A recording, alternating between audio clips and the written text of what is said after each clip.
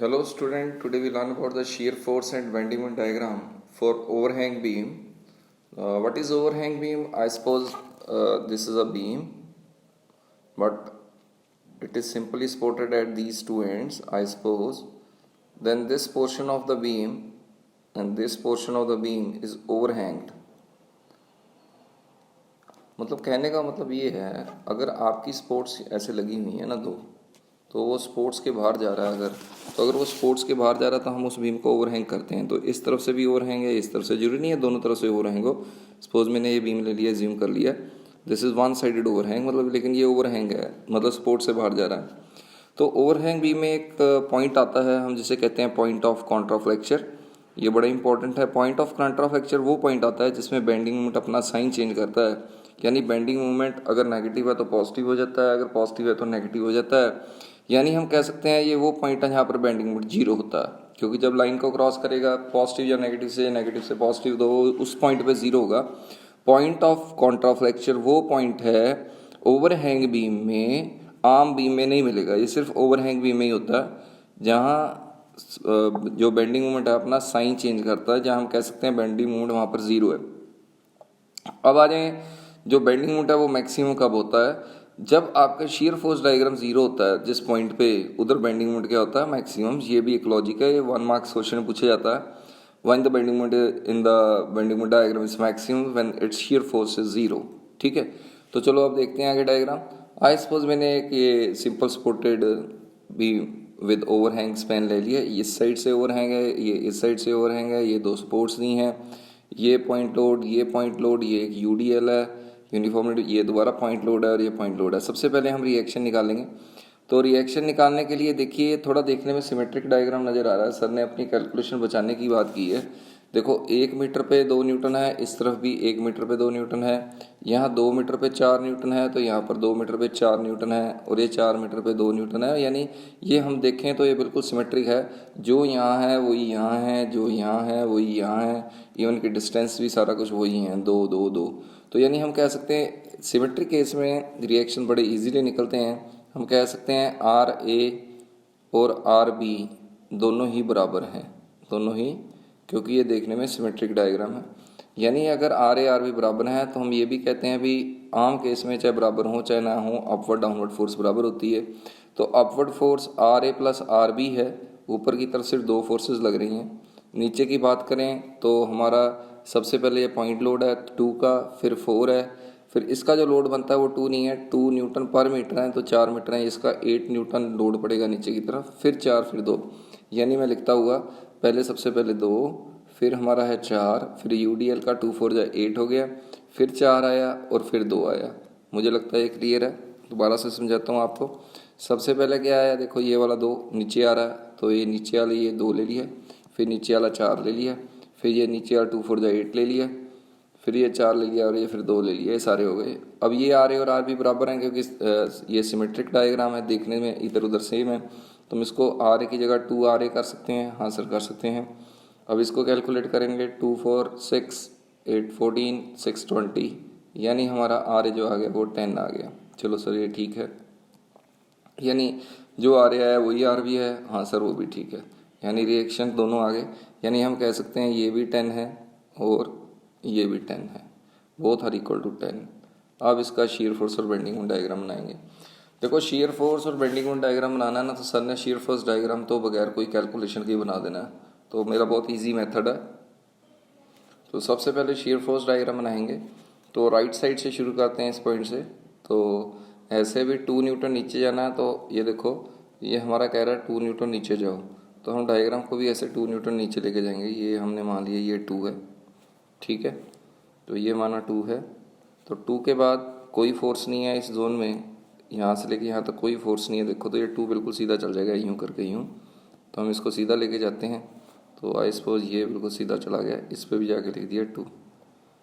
अब कितना ऊपर जाना है, यहाँ पर आने के बाद आपने 10 ऊपर जाना है। पहले 2 नीचे उतरे थे, अब 10 ऊपर जाना है, तो 2 इधर से जाएंगे और 8 ऊपर जाएंगे, तो टोटल 10 हो जाएगा। तो हम ऐसे करते हैं भाई, यहाँ से लेके यहाँ तक ये हमने मान लिया ये वाला जो पॉइंट है ये 10 है, ठीक है सर। अब उसके बाद यहाँ से लेके यहाँ तक कोई लोड नहीं है, यानी ये 10 का 10 सीधा इधर आ जाएगा। चलो सर ठीक है, ये 10 का 10 सीधा इधर आ गया। अब हमने 4 नीचे जाना है, ये देखो ये 4 नीचे जाएंगे, तो नीचे जाना है तो 10 में से 4 माइनस करेंगे तो यहाँ पर 6 आएगा, ये समझ में आ गया। अब हमने यूडीएल के हिसाब से 2 4 जा 8 नीचे जाना है, 6 हम पहले ही हैं, ठीक है। अगर हमने इधर से 8 नीचे जाना है तो कहाँ तक पहुँचेंगे वो हमने देखना है। तो हम पहले यहाँ चेक करते हैं, देखो ये 2 नीचे आए थे, 2 यहाँ। अब हमने 10 ऊपर जाना था तो 2 यहाँ गए, ये 10 नहीं होगा, ये 8 होगा। तो हम इसको रब करते हैं पहले, तो ये हमारा 8 होगा, तो ये भी हमारा 8 होगा। क्योंकि सर ने जब डायग्राम चेक किया, क्योंकि सर सिमेट्रिक डायग्राम है, सर को मालूम है, तो सिमेट्री का ही बनना चाहिए। तो देखो ये 2 और ये 8 मिलकर ये 10 हो गया, ठीक है। अब ये 8 कोई नहीं है तो यहाँ पर लोड नहीं है, तो यहाँ पर 8 आ गया। 8 में से 4 गए तो ये 4 आ जाएगा, ठीक है, क्योंकि ये 4 नीचे जाना था। अब 2 4 जा 8 हमने नीचे जाना है, 2 4 जा 8 तो 4 है, और 4 यहाँ तक नीचे जाएंगे, फिर 4 और नीचे जाएंगे, यानी क्योंकि ये UDL है तो ये इनक्लाइंड आता है, स्लाइड बनती है इसमें। तो हमने 8 नीचे जाना, तो हम ऐसे 8 नीचे गए, तो 8 नीचे जाने से ये भी 4 आ गया। सर समझ में नहीं आया? आया ना सर, देखिए ना सर, ये 4 हो गया।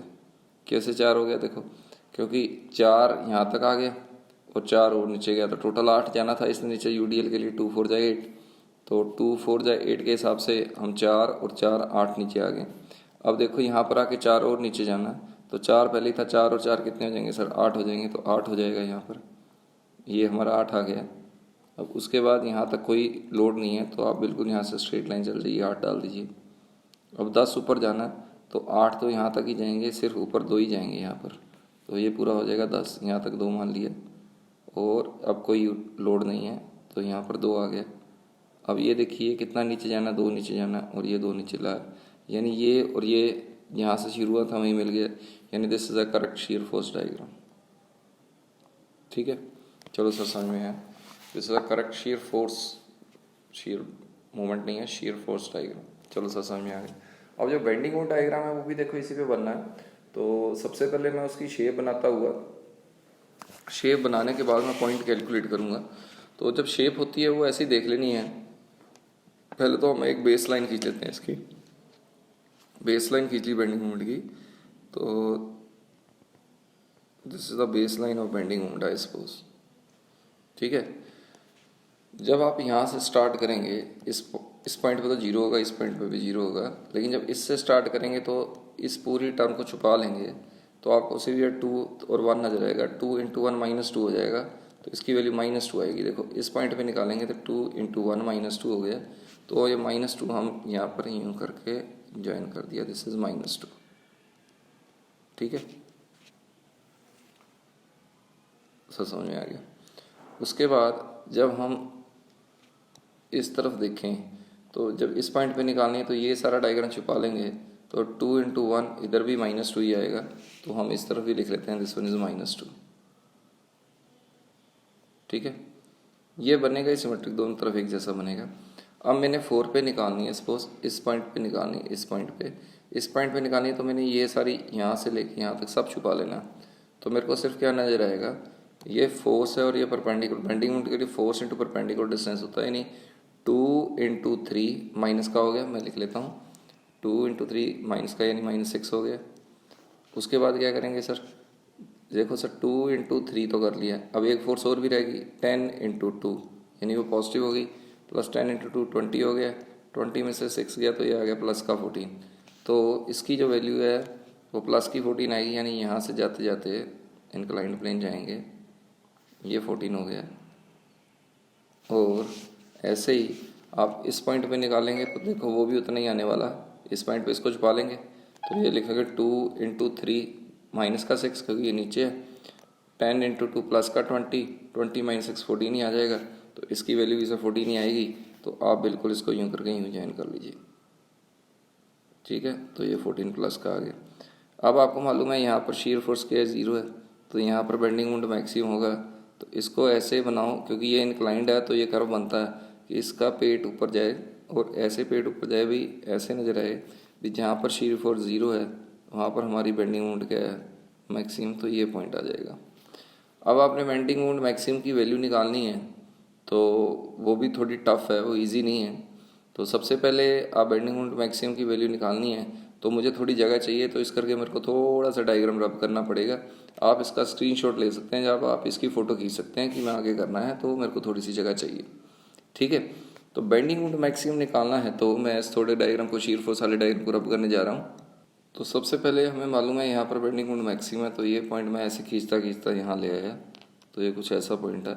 तो इधर बेंडिंग मोमेंट मेरा मैक्सिमम है, तो ये मैंने पॉइंट निकालना है। तो क्योंकि ये जो डायग्राम है ये बिल्कुल सिमेट्रिक है, तो हमें साफ साफ पता लग रहा है अभी बेंडिंग मोमेंट कहाँ ज़ीरो, जो शीयर फोर्स है वो कहाँ ज़ीरो थी, वो बिल्कुल इसके सेंटर पे ज़ीरो है, इस पॉइंट पे ज़ीरो है। तो हमने इस पॉइंट पे बेंडिंग मोमेंट करना, तो इस पॉइंट पे बेंडिंग मोमेंट निकालना है, यानी आपने इस तरफ से डायग्राम देखना है।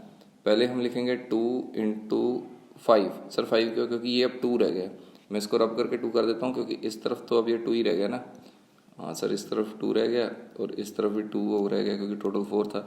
लेकिन मैंने इस पॉइंट पे जब बेंडिंग मोमेंट निकालना है, तो मैं फिर ये वाला 2 के देखूंगा। मैं तो इस साइड से आ रहा हूँ, इस साइड से आ रहा हूँ, तो पहले लिखूंगा मैं 2 × 5 माइनस का, फिर लिखूंगा 10 × 4 प्लस का, क्योंकि ऊपर की तरफ है।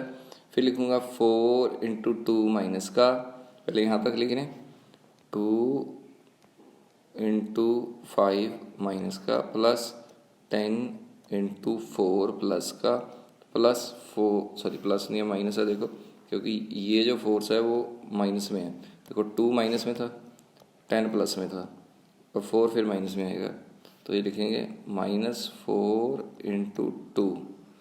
अभी माइनस और यूडीएल का, देखो अब यहाँ पर ये यूडीएल है 2 न्यूटन मीटर है, ये कितने मीटर का है? 2 मीटर का, तो 2 न्यूटन पर मीटर यानी 4 न्यूटन लगेंगे। इसको मल्टीप्लाई किया तो 4 न्यूटन एक्ट यहाँ होगा बिल्कुल सेंटर पे, यूडीएल के बिल्कुल सेंटर पे, तो 4 यहाँ हुआ, तो ये डिस्टेंस तो 1 रह गया, यानी 4 × 1, लेकिन किसका? माइनस का। ये पॉइंट नहीं समझ में आता बच्चों को, समझना आपने, दोबारा से देखो इसको। देखो जब आपने इस पॉइंट पे बेंडिंग मोमेंट निकालना है, तो इस सब के कारण निकालना है, यानी 2 × ये माइनस का, ये × ये प्लस का, ये × ये माइनस का। यूडीएल का जो डोड है 2 × 2 या 4 बिल्कुल लगेगा सेंटर पे, और ये डिस्टेंस 2 का आधा यानी 1 हो जाएगा, यानी 4 × 1 हो जाएगा। चलो सर समझ में है। तो यहाँ पर मेरा मैक्सिमम बेंडिंग मोमेंट है, तो मैं इसको कैलकुलेट करता हूँ। इसकी वैल्यू मेरी 14 से ज़्यादा आनी चाहिए, क्योंकि 14 है सबसे ज़्यादा। ये है -10, ये है 40, ये है माइनस का 8, ये है माइनस का 4, यानी मैं कह सकता हूँ 40 में से गया 30, 30 में से 12 गया, यानी ये आ गया 18, तो ये प्लस का 18 आ जाएगा। तो ये हमारा बेंडिंग मोमेंट मैक्सिमम आया, तो ये प्लस का 18 है, जहाँ पर शीयर फोर्स 0 हुई। तो यहाँ पर शीयर फोर्स 0 थी, देखो यहाँ पर बेंडिंग मोमेंट मैक्सिमम आया। सर क्लियर है। अब जो लास्ट स्टेप है हमारा, पॉइंट ऑफ कॉन्ट्राफ्लेक्चर निकालने हैं, तो सर वो कैसे निकालेंगे? वो भी बड़ा सिंपल लॉजिक होता है। आप देखो पॉइंट ऑफ कॉन्ट्राफ्लेक्चर वो पॉइंट है जहाँ पर बेंडिंग मोमेंट अपना साइन चेंज करता है। सर साइन चेंज करता है, यानी हम कह सकते हैं यहाँ जो ये जो पॉइंट है, ये हमारा पॉइंट ऑफ कॉन्ट्राफ्लेक्चर, और ये पॉइंट ऑफ जहाँ पर बेंडिंग मोमेंट ऊपर से नीचे या नीचे से ऊपर जा रहा है। अब हम क्या मान लेते हैं, यहाँ से लेके यहाँ तक इसको x मान लेते हैं। ठीक है, जहाँ ऐसे नहीं करते और इजी करते हैं। हमको यहाँ से यहाँ तक डिस्टेंस तो मालूम ही है, ये 1 मीटर है, हम ये x ले लेते हैं। चलो सर ये x ले लिया, तो ये x ले लिया, तो इस पॉइंट पे बेंडिंग मोमेंट निकालें, यानी इस पॉइंट पे बेंडिंग मोमेंट निकालते हैं। दोबारा डायग्राम बनाते हैं। ये x है, पॉइंट P ले लिया इसको, तो ये था हमारा 1 मीटर, ये है हमारा 10 न्यूटन आर, और ये डिस्टेंस हमारा x है, ये हमें मालूम नहीं है, यही हमने निकालना है। लेकिन ये मालूम है भी इस पॉइंट पे बेंडिंग मोमेंट 0 है, ये 2 न्यूटन है। देखो इस पॉइंट पे बेंडिंग मोमेंट 0 है, चलो बेंडिंग मोमेंट निकालते हैं P पे। Bending moment at point P 0 है, कोई नहीं हम निकालते हैं।